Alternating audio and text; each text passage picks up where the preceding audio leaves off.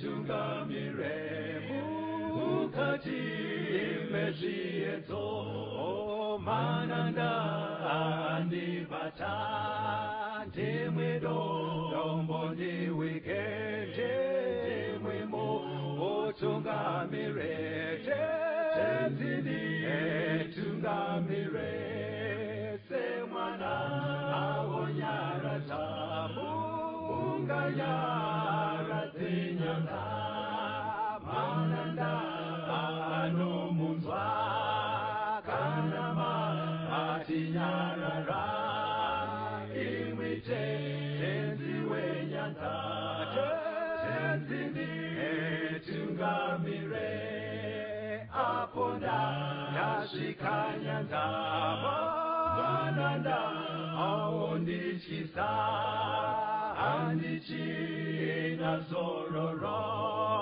ndotsamira kune mwika kandinzwe imwi motiti ndinokutungamira. Kwazwai vateereri, tinomuchingamidzai kuchirongwa The Second Coming of Christ chamunopiwa naPastor Gift Rhodzi naPastor Caston Betera veku Seventh Day Adventist Church. Mustudio nhasi tina Shailet Chakabveyo ari kutiisira musign language. Pastor, chingamidzai vateereri. Vateereri tinokuchingamidzai kuchirongwa The Second Coming of Christ. Tinotenda musoro wenyaya paurukuru yedu yanhasi unoti chigaro chaMwari chekudenga. Chigaro chaMwari chekudenga. All right. Mucharangarira kuti muurukuru yakapfuura Johani akatitora kuenda nesu kudenga. Asaruriri kwato ndokuona Mwari akagara pachigaro chake. Saka toda kuti tidzokere ipapo. Pane zvimwe zvinhu zvekuti tikanocherechedza zvinotiburitsira dzimwe pfungwa neumwe muono.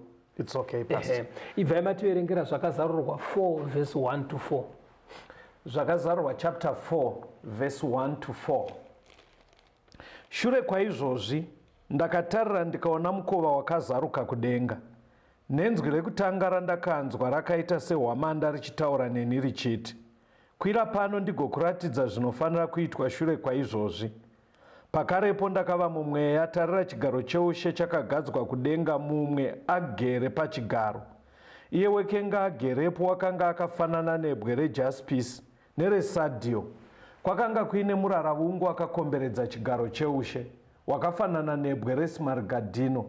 Kwakanga kuine zvigaro zvoushe zvine 24 zvakanga zvakakomberedza chigaro cheushe. Nepazvigaro pakanga pagere vakuru vane 24 vakapfeka nguo chena, vakanga vaine korona dzendarama pamisoro yavo. Panapa ngatimbotarisai pazvigaro zvakakomberedza chigaro chaMwari. Mazwa zvazvo zvingani? Anzi kwakanga kuine zvigaro zvoushe zvine 24. 24. Saka papa ine zvigaro 24 zvakakomberedza chigaro chaMwari. Mukutaura kwanhasi toti macheya, toti kudi? Ngatingoti macheya. Akatenderedza panogara Mwari. Right.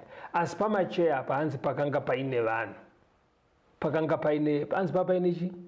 Napazvigaro pakanga pagere vakuru vane 24. Pashandiswa vara rekuti vakuru. Muchirungu inoti elders. Ndopatoda kuti titarise ipapo kuti maelders aya ndivanani? Inyaya dzitori kudenga here idzi? Izvo zvika ndomaripo ndozvakatoratidzwa Johani paakapinda muono. Saka mati toda kuona kuti chi? Ndivanani? Vakuru ava 24 ava. 24 ava toda kuona ndivanani. Na ukatarisa vara iro rekuti elder mubhaibheri rese hapana parinomboshandiswa kureva ngirosi. Saka kureva kuti hadzisitori ngirosi. Elders. Nekuti bhaibheri hapana parinomborifeya kungirosi richiti elder. But inobva yatooma mukakurumidza kudaro because kudenga kuna Mwari nengirosi chete. saka imi mukakurumidza mabvisa ngirozi pastor mwari tinongoziva vari muutatu wavo. Right. Chimira uone manje ndosaka ndati muchidzidzo chanhasi pane zvimwe zvatoda kuti zvibude. Anditozvona saka dzikaba zvako zvichajeka. Now vara rekuti elder ka ivara rinoshandiswa kudaidza munhu munyaya dzekunamata ane experience mune zvekunamata anoremekedzeka, maelders.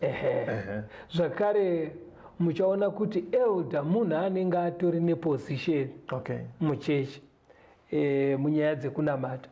Chikonzero chinozoita kuti apuwe chinzvimbo vanhu vanenge vachiremekedza chikristu chake.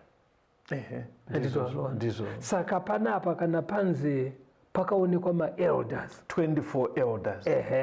Tikatora zvinoreva vara iri mubhaibheri rinonosiya ratinongedzera kuti vanenge vanhu ava, but iwo uri kuti vateereri kungoti mauya ndisingafungire nechidzidzo ichi pasi but kwamuri vateereri nyaya ye24 elders inotaurika stereki kune vakambopfuura nemubhuku razvakazarurwa. Pane mibvunzo inenge ichibvunzwa kunzi who are the 24 elders, who are the 24 elders. Rambai muri pachidzidzo chinechi, ndiri kutofunga kuti ndo mhinduro dzauyiswa nechidzidzo chatiri kutungamirwa namufundisi. Ndofunga pachajeka ipapa. Right. Now pataverenga hanzi kunze kwekupfeka nguvo chena umwe nemumwe wemaelders aya aive neimo musoro make, hanzi aive nekorona dzendarama, macrowns, golden crown. Handiti wazvaona ka.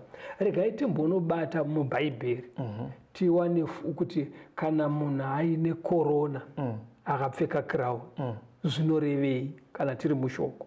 Pana zvakazarurwa 2 vhesi ya10. Crown inopfekedzwa madzimambo. Alright. Kuti mushoko zvinorevei. Zvakazarurwa 2 vhesi 10, zvakazarurwa 3 vhesi 11, toiverenga pamwe chete na 2 Timothy 4 vhesi 8.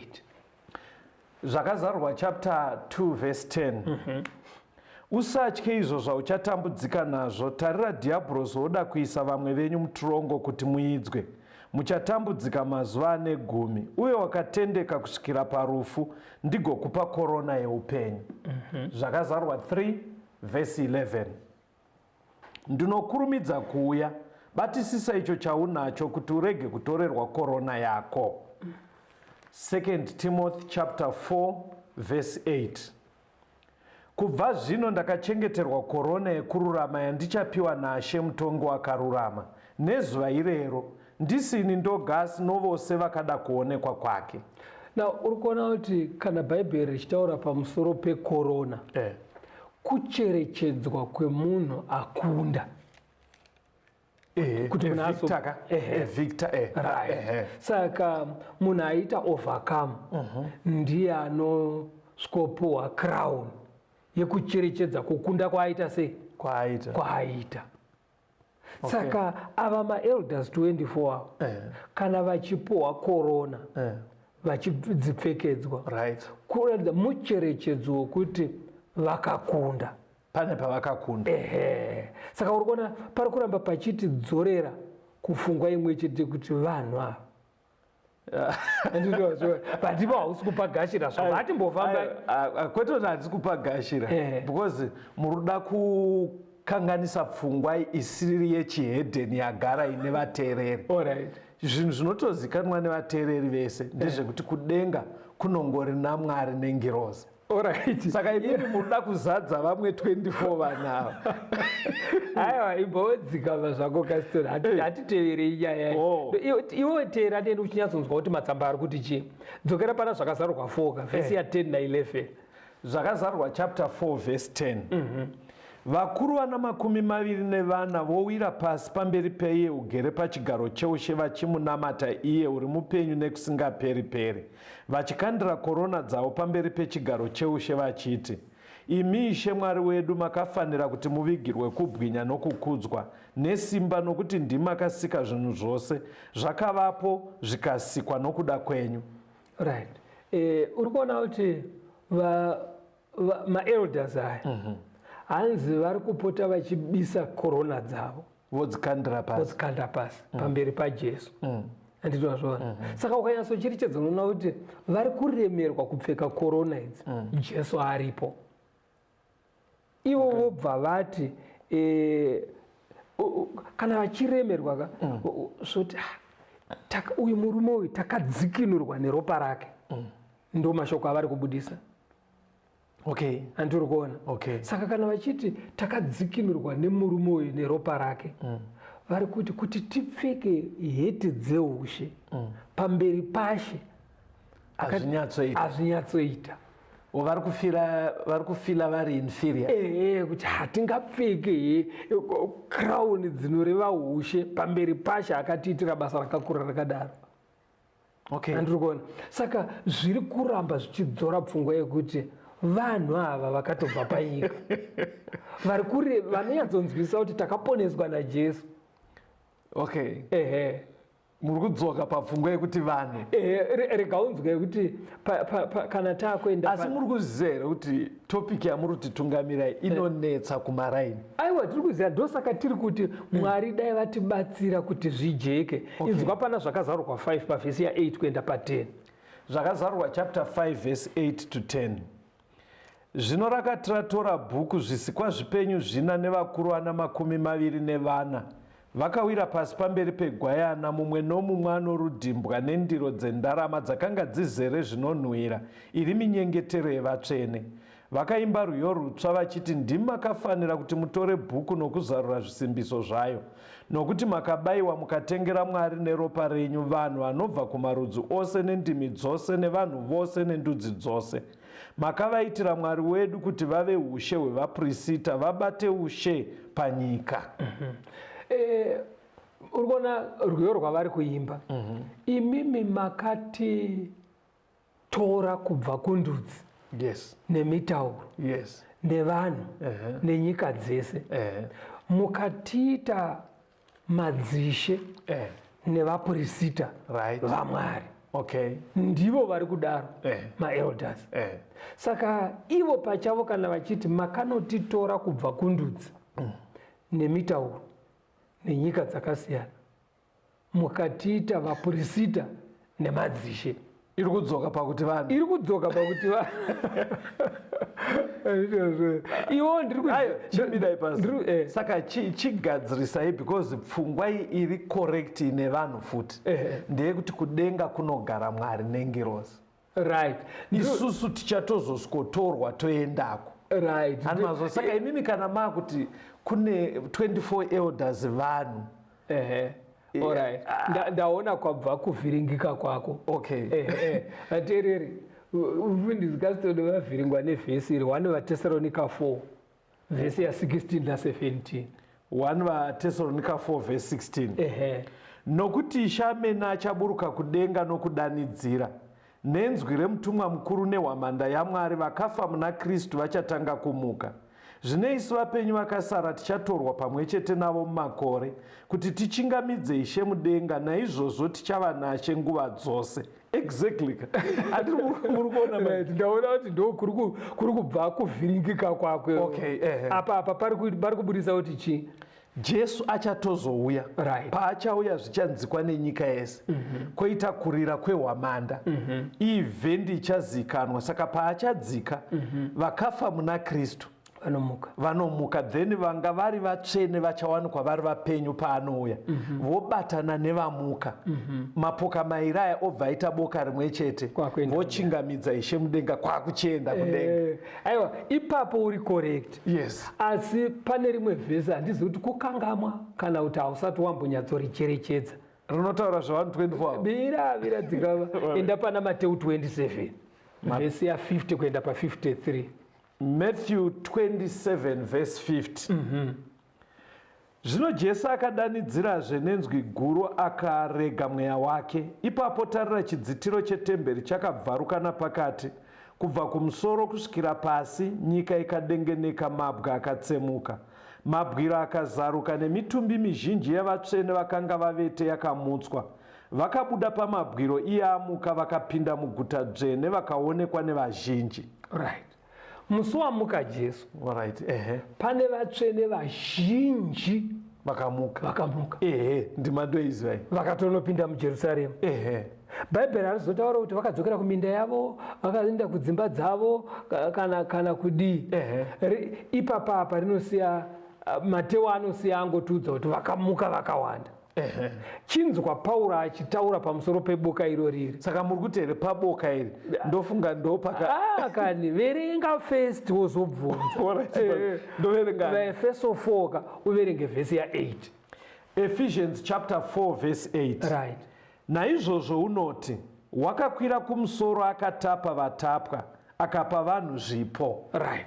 NdiJesu ari kuzonzi pakupedzisira akakwira kudenga. Right. Asi ane vamwe vaakaita sekutapa vaakatora akaenda navo kudenga. Kubva pane vakamuka right. Ndosaka manje vadzidzi veshoko manje vachizoti vari kunzi vaakatora vaakatapa akaenda navo akavatora vaya vaakamutsa vakana kuti vakamuka musi waamuka. Ndoboka rakatorwa naJesu achibva aenda navo kudenga. Saka kana izvozvo zvaaita sekuti zvati bha hazvichanetse manje kuti titi maelders 24 they are part of those resurrected saints. Sakamuka pakamuka Jesu hazvichanetse. Saka kuti vanhu chaiwo tanzwa mavhesi achiti vakadzikinurwa kundudzi nemarudzi. Right. Ende vanotonyatsonzwisa kuti Jesu ndiye aita kuti tiuye kunoku. Right. Saka mubvunzo woti saka vakazoenda rini kana isi takamirira kuzotorwa naJesu. Yes. Ndopo tonodzwa manje kuti kune vamwe vatsvene vakamuka apa pakafa Jesu. Paul obva ati akatakurawo rimwe boka revanhu paakaenda kudenga. Saka paboka iroro raakatakura akaenda naro kudenga chii chingatadzise kuti patsaurwe 24? Saka 24 elders are humans. Vanhu chaivo vari kudenga izvozvo vakatoenda naJesu. Masaurira munobva maita pasaka munobva maita muri so sure chaizvo chinokupai kubva maso sure hausi kuona kuti zviri kubuda pachena pakasei. Aiwa zvabuda hazvo ndikuzviona but muri kubva maita gwinyiso. Kana zvabuda kaunorikirirei kuita gwinyiso ndozvazvitorika. Alright. Vateereri tiri muchidzidzo pachigaro chaMwari chekudenga. Regai timbonzwa rwiyo touya toenderera mberi nechidzidzo.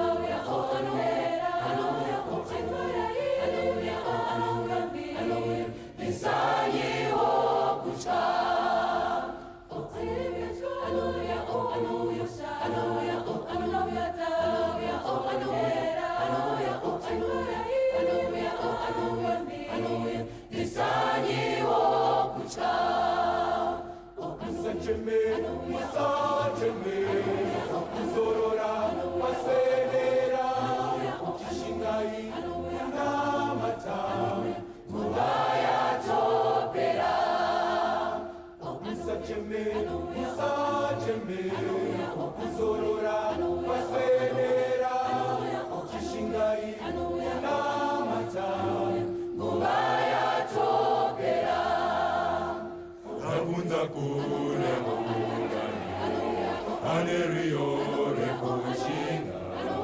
rekushinga ninogana ondoichapera nakunda kune mungani ane riyo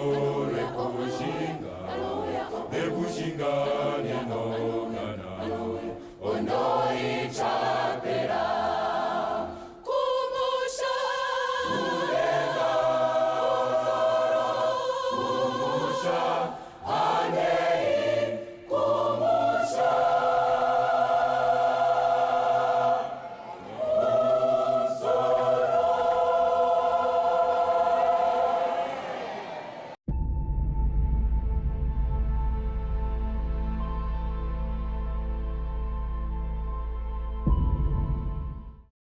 Tinomuchingamidzai zvakare vateereri, tiri kuenderera mberi nehurukuro yedu pachigaro chaMwari chekudenga.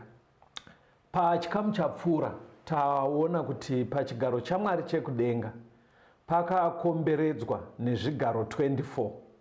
Pazvigaro 24 apa pane vakuru kana kuti maelders 24 akagara ipapo vaine korona dzendarama dzavanopota vachimbokandira pasi vachirumbidza Mwari.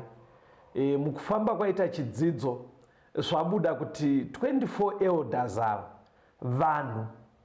vanhu vari kubva paboka rakamutswa pakamuka Jesu. Ndo patave ndizvo. Hatidzokerei pachigaro ipapo futi. Okay. Ndaunoverenga zvakazarurwa 4 vhesi ya6 kuenda pa11. Zvakazarurwa chapter 4 verse 6 to 11. Pamberi pechigaro choushe pakanga paine gungwa rakaonekera rakafanana nekristaona. Pakati pechigaro choushe nepamativi ose echigaro choushe pakanga paine zvisikwa zvina zvipenyu zvizere nemeso mberi neshure kwazvo. Chisikwa chipenyu chokutanga chakanga chakafanana neshumba. Chisikwa chipenyu chechipiri chakanga chakafanana nemhuru. Chisikwa chipenyu chechitatu chakanga chiine chiso chakaita sechemunhu. Chisikwa chipenyu chechina chakanga chakafanana negondo rinobhururuka.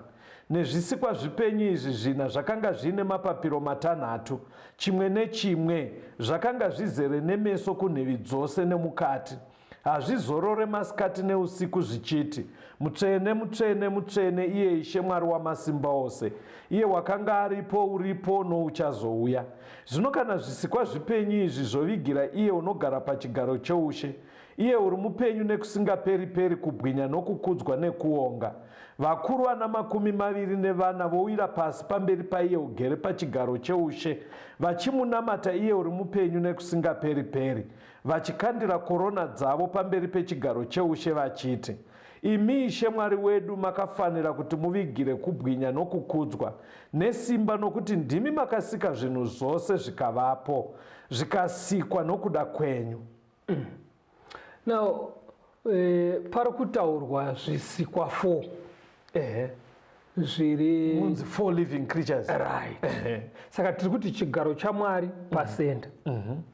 Poita kumativi 4 echigaro zvisikwa 4 izvi. 4 living creatures. Then after zvisikwa izvi kozouya maelders aya. Masits 24. Right. Saka mubvunzo woti izvo zvisikwa izvi zvii? Isere imagery description yekuti zvireme.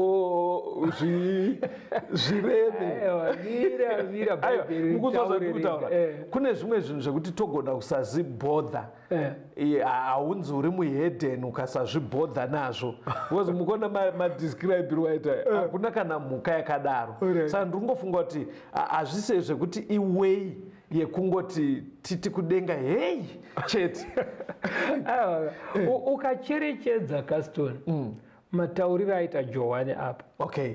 Kana uri muverengi webhaibheri uchaona kuti maprofita zvikuru ekuOld Testament vaitsanangura mhando dzengirozi zvinoda kunofanana sematsananguriro ari kuita Johani apa. Come again. Tiri kuti zvisikwa izvika ukanyatsokuteerera katsanangurirwo kazviri kuita zvoita sokuti ndo matsanangurirwe anoitwa ngirozi nevaprofita vamwe vari kuold testament. Sepapi. Inzwai zvandinoa handisi kuramba kuti zvinogona kuva pamwe ngirozi sezvamuritaura. Ndiri kuti Mwari ari kutoda here kuti tiite bothered nekunzi hanzi kwaita 4 living creatures, saka chii zvogona kuva zviri mubhaibheri, but matsananguriro ayo manzwa kuti zvanzi kudi hanzi chimwe chachona chaiye chakaita seshumba, chimwe zvikanzi semhuru, chimwe chikanzi chiso chacho semunhu, chimwe chikanzi segondo. Ipapo pari right, but hazonzi zvine maziso kumasaidhi ese nemukati. Mukuzwesa ndikuedza kutaura chinhu cho maziso ese unogona kuaimagina ari all over a board of something, but hanzi nemukati. Wabvunza kuti sepapi. Saka ndisati ndatokupa vhesi wabva wadzokera futi kuda kuti unoratidza kuti zvinhu izvi hazvimbonzwisisiki. Aiwa, zvinogona kuvamo. Wari yangu ndeyekuti is it something chiri kutonzi naMwari tinyatsoziva? Mwari chakanakira kuzviziva ka zvinowedzera kujekesa ukuru naMwari. Saka ukatoziva imboenda pana Isaiah 6 vhesi ya 2 na 3 unzwa. Isaiah 6 vhesi 2 na 3. Kumusoro kwake kwakanga kumire serafimu, imwe neimwe yakanga ine mapapiro matanhatu, namaviri ikafukidza chiso chayo, nemaviri ikafukidza makumbo ayo, nemaviri yakanga ichibhururuka nawo. Imwe yakadanidzira kune imwe ichiti, mutsvene, mutsvene iye Jehovha wehondo, nyika izere nekubwinya kwake. Na uri kuona panapa ndi Isaiah. Kana achiti serafimu, imhando yengirozi anonzi maserafimu. Anditwa zvona. Right. Wanzwa matsananguriro ari kuita Isaiah. Anzi yanga ine mapapiro 6. Kuna Johani kuna zvakazarurwa. Zvisikwa zviya zvaiva nemapapiro mangani? 6. Anditwa zvona. Ndo pamuti zvinoita kaneka kutoedzerana. Kunenga kutowedzerana. Kuna Johani zvisikwa zviya zvinodaidzira zviti mutsvene, mutsvene, mutsvene. Isaiah wo maserafimu anzi anodaidzirawo futi zvakafanana. Mapapiro 6 nziyo rwacho same. Anditwa zvona. Ndosaka tati ukanyatsokucherechedza zvinoda kunotoredzera matsananguriro aita vaprofita vokudhara vachireva ngirozi. Okay. Umwe muprofita zvakare wabvunza kuti sepapika. Umwe muprofita wacho ndiye Ezekiel. Saka ndoda kutoverenge kuna Ezekiel chapter 1 nechapter 10. Changotora mavhesi mashoma. Kuna Ezekiel 1 ndoda kutoverenge verse 1, verse 5, verse 6. Then wozoverenga 8 to 11. Uenda muchapter 10 unoverenga verse 1, verse 14, verse 20 kuenda pa22. Ezekiel chapter 1 verse 1. Zvino negore ra30 nomwedzi wechina nezuva rechishanu romwedzi, ini ndiri pakati pevakatapwa parwizi Kebhari, kudenga kwakazarurwa ndikaona zvandakaratidzwa naMwari. Verse 5 to 6. Zvino mukati mazvo makabuda zvakanga zvakaita sezvipenyu zvina. Zvakanga zvakadai, zvakanga zvakafanana nomunhu. Chimwe nechimwe chaive nezviso zvina, nechimwe nechimwe chazvo chaive nemapapiro 4. Verse Ezekiel verse 8 to 11. Ezekiel 1 verse 8 to 11. Zvakanga zvina maoko omunhu pasi pemapapiro azvo kumativi azvo 4. Zvose zviri zvina zvakanga zvakadai pazviso zvazvo nemapapiro azvo. Mapapiro azvo akanga akabatana, hazvina kutsauka pakufamba kwazvo, asi chimwe nechimwe chairuramira mberi pakufamba kwacho. Kana zviri zviso zvazvo pakuonekwa kwazvo, zvaive nechiso chomunhu. Zvose zviri zvina zvaive nechiso cheshumba kurutivi rworudyi. Zvose zviri zvina zvaive nechiso chemombe kurutivi rweruboshwe. Zvose zviri zvina zvaive nechiso chegondo. Zvose zvazvo namapapiro azvo zvakanga zvakaparadzana kumusoro. Mapapiro 2 echimwe nechimwe akanga akabatana, asi 2 akanga akafukidza miviri wazvo. Ezekiel 10 verse 4 verse 1 14 20 kusvika pa22. Ezekiel 10 verse 1.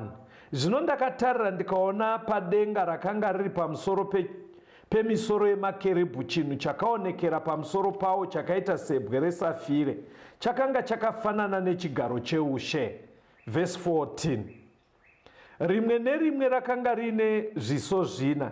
Chiso chokutanga chakanga chiri chiso chekerubhi, chiso chechipiri chakanga chiri chiso chomunhu, chechitatu chiso cheshumba, nechechina chiso chegondo. Verse 20. Ndicho chipenyu chandakaona panyasi paMwari waIsraeri parwizi Kebhari, ndikaziva kuti makerubhi. Rimwe nerimwe rakanga rine zviso zvina, nerimwe nerimwe rakanga rine mapapiro mana. Pasi pemapapiro aya pakanga paine zvakafanana nemaoko emunhu. Kana zviri zviso zvawo pakuonekwa kwazvo, zvakanga zviri zviso zvandakaona parwizi rwaKebhari pakuonekwa kwazvo, naizvo zvimene rimwe nerimwe rairurama mberi pakufamba kwaro. Wanzwa Ezekiel achitsanangura panapa. Unoona kuti Ezekiel zvisikwa zvaakaona iye anoti makerubhi. But Isaiah ati maserafim. Ezekiel ati makerubhi. Makerubhi itype yengirozi kai. Okay. All right. But uri kunzwa manje Ezekiel akutsanangura. Anoti kerubhi rimwe nerimwe rakamira apo. Right kurudyi uko. Ukaritarisa nekurudyi kune fesi yeshumba. Ukaenda nekuruboshwe kune fesi yemombe. Mukuona kuti madzoka pandandichibvunza kapai, mukuona kuti madzoka fesi yemunhu, koita fesi yemunhu kozoita yegondo pachinwani. Right. Saka mativi acho ari 4. Ukananga nekune rimwe divi unoona fesi yakasiyana nekumwe. Saka kune maziso emunhu, kune maziso egondo, kune maziso emombe, kune maziso eshumba. Okay. Chiri kukuvhiringa Kastori. Haunzwisisi matauriro aita vakomana vekudhara. Aiwa, handisi kuvhiringika. Ndiri kutaurira nemi kuti maserafimu, makerubhu. Ndiri kuti muri kuona here madetails acho. Zvine here zvingade kunzi naMwari tizive. Inzwaka, ndisana ndiri kuti uri kuramba hako kuti hausi kuvhiringika. Chiri kukuvhiringa. Haunzwisisi kuti vakomana ava pavaitaura kudhara. Vaprofita. Zvinhu zvavairatidzwa soka. Zvanga zvisimo muvhokabhurari yekutaura kwavo. Kuti vairatidzwa zviri beyond, zvavasina mazwi ekushandisa kutsanangura. Saka vaizotora pane mazwi akajairika. Woti sekunge chakati. Naume. Prophet Naume. Verenga pana Naume chapter 2 verse ya 4 unzwe kuti zvandiri kutaura zvino ndiri kuti chii. Okay. Naume 2 verse 4. Ngoro dzinovirima munzira dzomumusha, dzinobonderana pamapani, dzakafanana nemazhenje, dzinomhanya semheni. Right. Naume. Ngoro dzinovirima munzira dzomumusha, dzinobonderana pamapani, dzakafanana nemazhenje, dzinomhanya semheni. Saka Naume ari kutaura ngoro dzinomhanya semheni. Right. Dzichidhumana pamapani. Dzine mazhenje. Dziri ngoro dzemori. Naume airatidzwa mazuva ano atiri kurarama. Okay. Saka iwo mumazuva avo zvaive nemavhiri ingoro. Ndizvozvo. Saka iye ari kuratidzwa motikari mumazuva ekupedzisira. Oti ingoro. Okay. But nekuti dzine malights kumberi. Oti mazhenje. All right. Kamhanyiro kemotikari uchiinzanisa nengoro yemabhizimusi ngati gitiki. Imheni yatobvura. Saka mumazuva ake aiona mheni. Aiona dziri. All right. Okay. Saka chaari kuti mabanika ari kuona mahighway. Because bani hamuna mitika. Saka yaari kuona mahighway. Ngoro motikari. Dzodhumana ipapo. Dzikuruwa ma 240 km. Right. Tobonderana dzopwanyika. Saka ndiri kuti vakomana ava vaiti zvinhu zvavari kuratidzwa so aisakwanisa nguva yekuti anyore kuti motikari dziri kumhanya muhighway. Saka ari kuti ngoro dzinomhara munzira dzomumisha nemumapani. Right. Mastreets ndo nzira dzomumisha. Because dzimba kune dzimba uku. Saka inzira mumisha. Then semheni speed. Speed. Mazhenje ndo malaiti. Dzodhumana manje. adescribe apedza. Saka vana Ezekiel manje vari kuti kwaiti ukatarisa uku kune fesi yeshumba, fesi yemombe, fesi yegondo, fesi yemunhu. Ari kunyatsanoti kataridzikiro kadzika inenge shumba wena. Ashaya ichi chaanoziva nguva iyoyo. Asi chaona manje hanzi ikerubi. Weya ndakaziva Ezekiel ati ndakaziva kuti because makerubhi ndo anosenga chigaro chaMwari. Kana achimove from place to place chigaro chake chinotakurwa namakerubhi. So confirm past vateereri vakateerera kuti the 4 living creatures are angels. Wanyatsonanga ndizvozvo ingirosi. Whether makerubhi, maseraphim, but 4 living creatures are angels. Exactly. Saka ukatarisaka idzodzo manje zvese zvinoitika zvinobva pana Mwari zvinopfuura nepangirosi idzi. Zozoenda ku 24 elders. Zozoenda uko. Okay. Zvese zviri kuitika mudenga. Ende ukaona kuti pataverenga kuna zvakazarurwa makerubhi aya idzo ngirosi idzi ndo dzinotungamirira heaven kunamatwa kwaMwari. Idzo ngachiti mutsvene. Zvino ukaona makerubhi aya chaMwari rikatimbonzwa kambo tigoyatienda mapda kuti kuditaurai uri kubva maita kunge nyaya iri mutsinga menyu. Vateereri tiri pachidzidzo pachigaro chaMwari chekudenga. So far taona kuti Mwari ndivo vagere pachigaro. Padhuze navo pane 4 living creatures anova maangels sekudzidzisa kuri kuita Bible. Then nechekunze tabva pane maliving creatures pane 24 elders vataona kuti vanhu vakadzikinurwa kana kuti vakamuka pakamuka Jesu. So far ndo zvatiri kuona pachigaro chaMwari chekudenga. Rambai muri pachidzidzo timbonzwa rwiyo.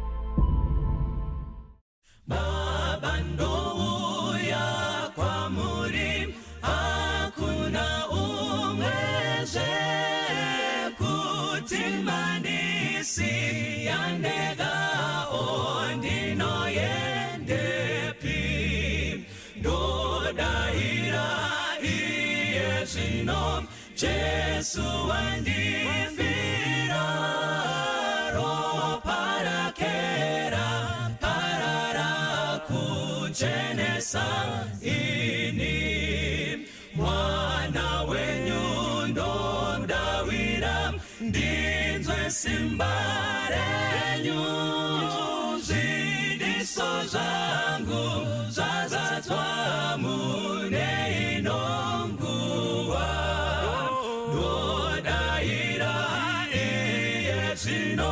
Jesu wandifira ropa rakera parara kuchenesa ini muvambiwe rudaviro ndotarisa imwi ndogashira chipo chenyu ndiponeswe nacho Zvino Jesu wandifira ropa rakera parara kuchenesa ini ndodahira iye zvino Jesu wandifira ropa rakera parara kuchenesa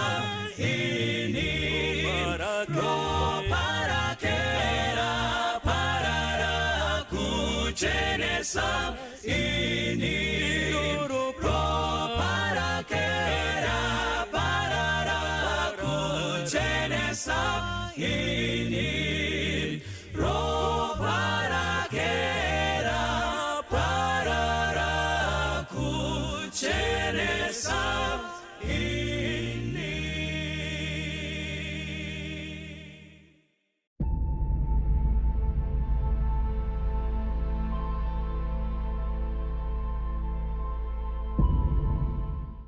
Tinomuchikamidzai zvakare vateereri tiri kuenderera mberi nehurukuro yedu pachigaro chaMwari chekudenga. Yes. Right. pane zvamaa muchiti makerubhi aiwa mira tiri kusvikapo but pane zvandiri kuda kuti umboona. Okay. Pane zvese manyatsocherechedza pachigaro chamwari. Iwo ndiwanga uchingonetseka kuti saka zvine basa here pastor kuti tinotsvaga zvinhu zvakadaro. because ini pfungwa ndachitaura pastor ndeyekuti pane zvinonyorwa mubhaibheri kuri kungosimbisa kuti zvireme. Ameno language yomunoinzwisa here yekuti tingosara chiti hei but kusiri kudzi mabva matonzi chimira uone manje kuti zvakakosherei zvatiri kudzidza zviri pachigaro chake izvi. Alright. Verenga zvakazarurwa 4 verse 1 kuenda pa3 tidzokorore. Zvakazarurwa chapter 4 verse 1 to 3. Shure kwaizvozvo ndakatarira ndikaona mukova wakazaruka kudenga. Nenzwi rekutanga randakanzwa rakaita sehwamanda richitaura neni richiti, kwira pano ndigokuratidza zvinofanira kuitwa shure kwaizvozvi. Pakarepo ndakaona mumwe atarira chigaro cheushe chakagadzwa kudenga nemumwe agere pachigaro. Iye wakanga agerepo wakanga akafanana nebwe rejaspisi neresadio. Kwakanga kuine muraravungu wakakomberedza chigaro cheushe wakafanana nebwe resmaragdino. Now pamavision anotaurwa mubhaibheri iyi ndeimwe yemavision anokurudzira vatendi. Okay, amene kuti uri kubata here zvandiri kutaura kukurudzira to encourage. Okay. Anoencourage pakuita sei? Tinoratidzwa Mwari achinamatwa kudenga agere pachigaro chani chake. But ukacherechedza uchaona kuti pano pasi pane hondo dziripo, pane kurwiwa kuripo, hondo pakati pezvakanaka nezvakaipa. Yes. Zvinogona kutokonzera dzimwe nguva vana vaMwari kupinda mudambudziko, mumasituation akaomarara. Uzombonzwa vanhu vachitaura kuti Mwari ariko kudenga. Munhu anenge arwadziwa atarisana nechimiro chakaomarara. Anditozvona. Saka panapa manje Johana anonzi uya uone. Kuda kupindura vanhu vanoti kuti Mwari ariko kudenga. Okay. Oratidzwa Mwari akagara pachigaro chake. Ari kutonamatwa. Ende ari kuratidzwa Mwari ndiye anokontrora the whole universe.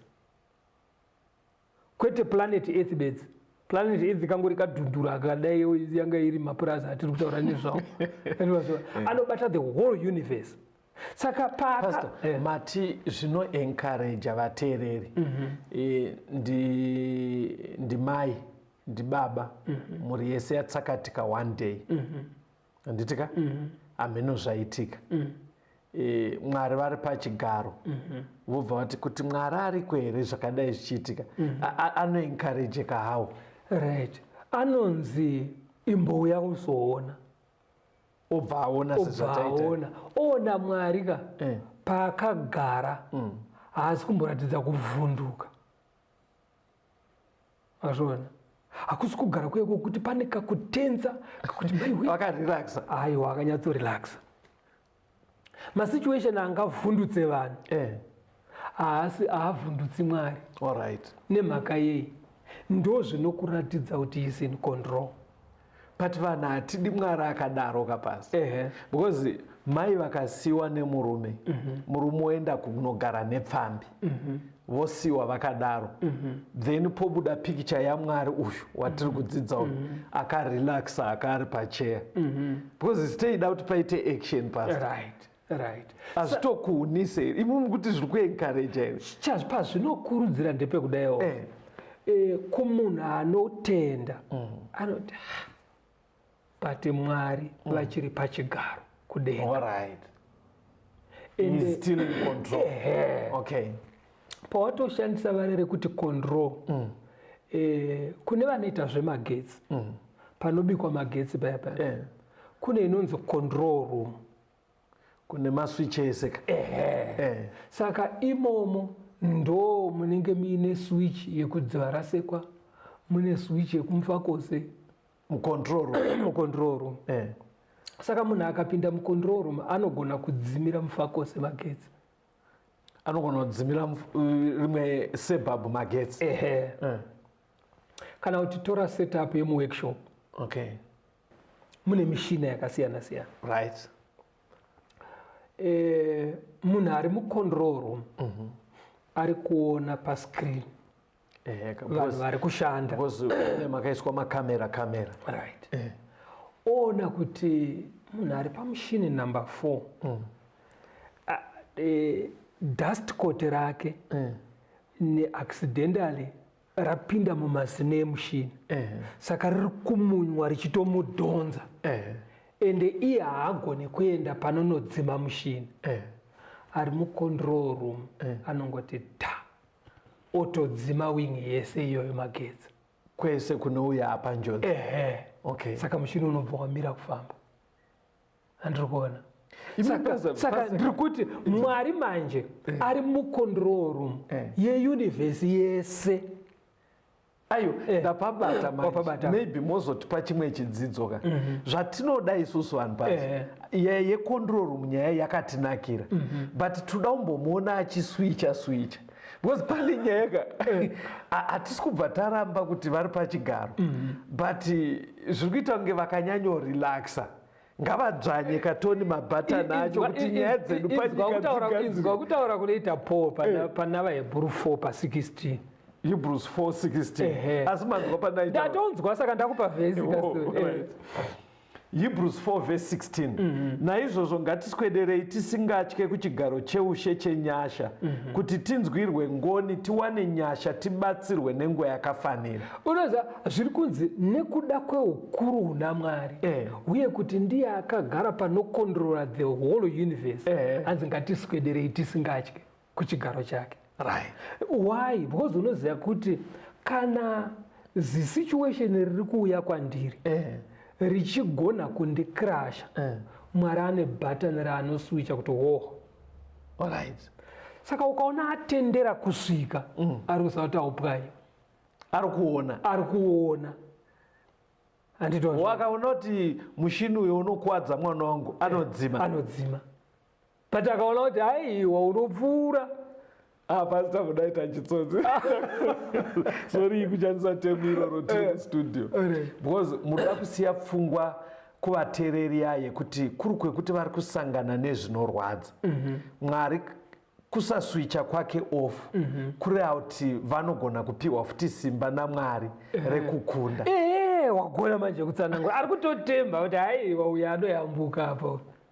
Apa akazika nyaya. Pakadaro manje amene kwamuri vateereri pakadaro ka tinechida kuona Mwari achipinda muaction kunyatsoratidza kuti maswitch anawo, because tinenge tichida kuti seexample yandapa kuti murume atogara 7 years nemudzimai kana 14 ozongosiya mushe oenda kupfambi.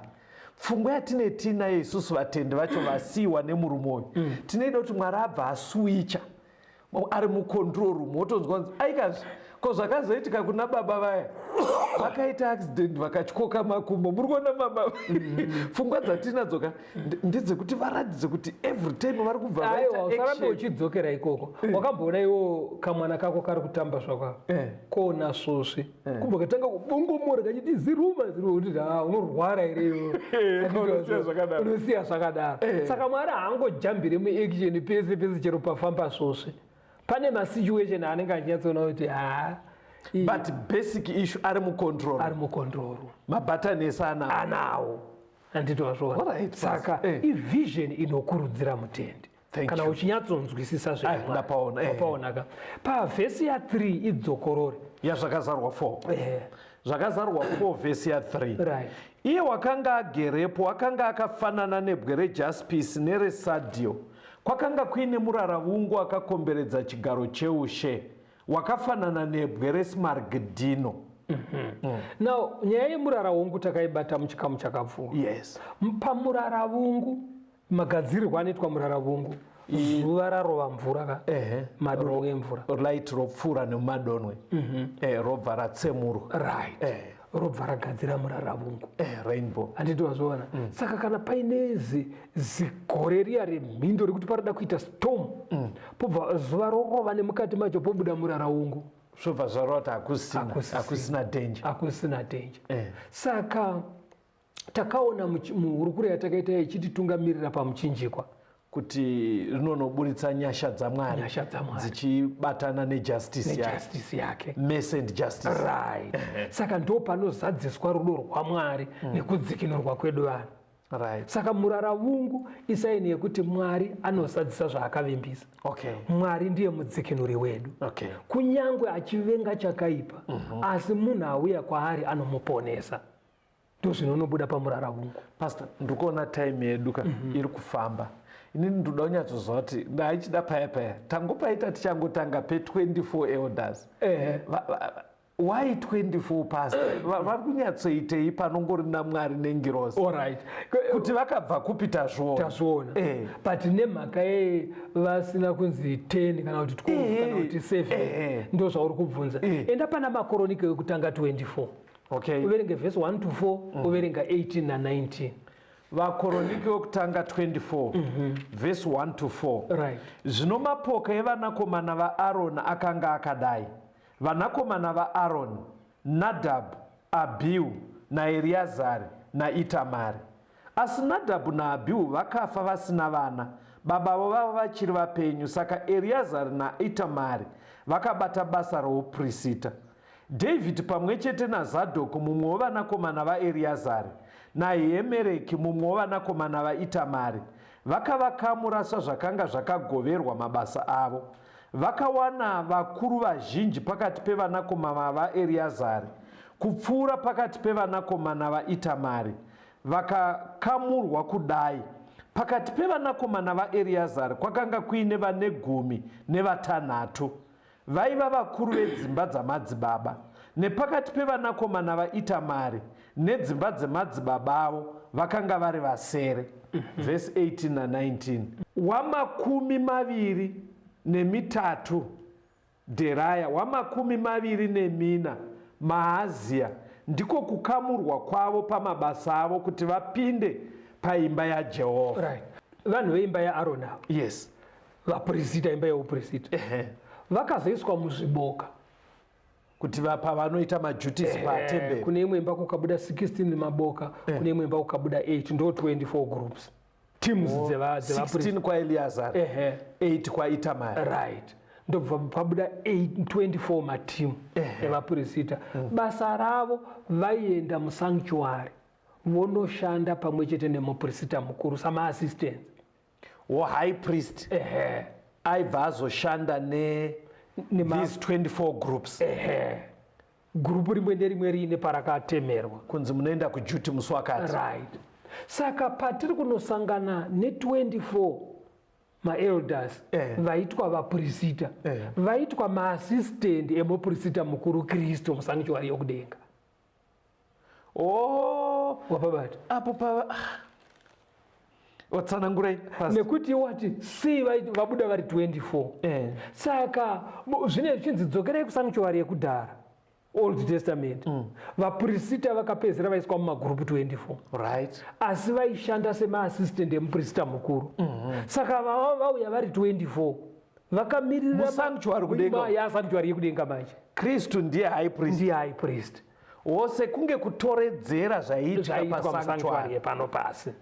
Handitwazvona. Saka ava vakubatsirana naye mumaservices emusanctuary yekudenga. Vakabva panoka vanonzwisisawo kutambudzika. Apadingiroza. Aiwa, apachadingiroza pakuda vanhu vakazviexperience. Vanoziva zviri chitema. Handitwazvona manje. Saka ndo 24 avo. Apajeka. Pekupedzisira paunga uchibvunza kuti pataichiti makerubhi aya akatsanangurwa aya. Makerubhi aya akaonekwa naJohani mudenga. Kuti chimwe chiso seshumba.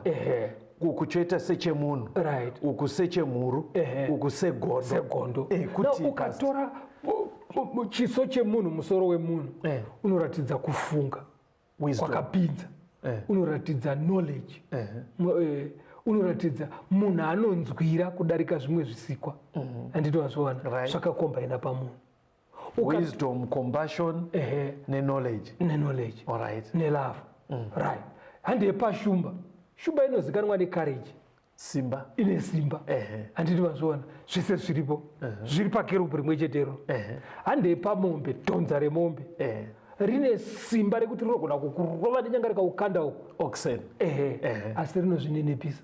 Okay. Na richibopwa nekamupfana so kadiki-diki Right. kachiribopa. Saka pane kutiwira, pane kuzvininipisa.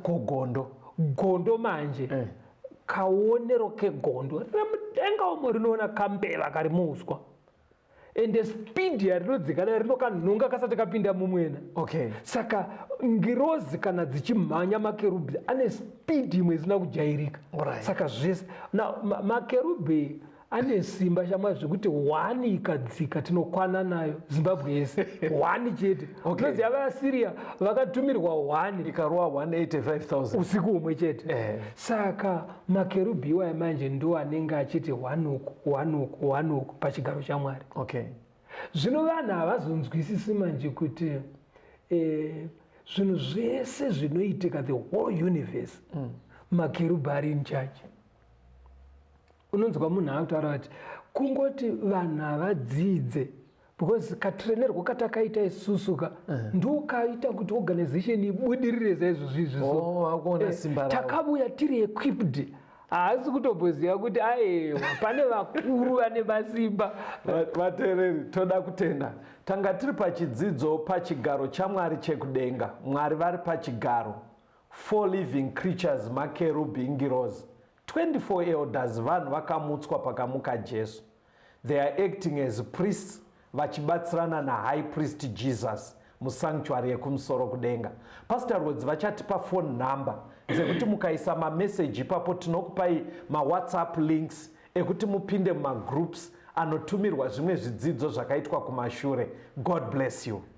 0716 452 086 0716 452 086. Mwari vave nemi, tikosangana muchikamu chinotevera. Tungamire mukati mezviedzo mananda andibata ndimwedo dombo ndiwikende ndimwimo otungamire tenzini tungamire semwana awonyara tamu unganyara zinyanga mananda anomunzwa kanama atinyarara imwite tenzi wenyanza tenzini tungamire aponda nasvikanyanza mananda aondichisa handichina zororo ndotsamira kune mwika ngandinzwe imwi motiti ndinokutungamira.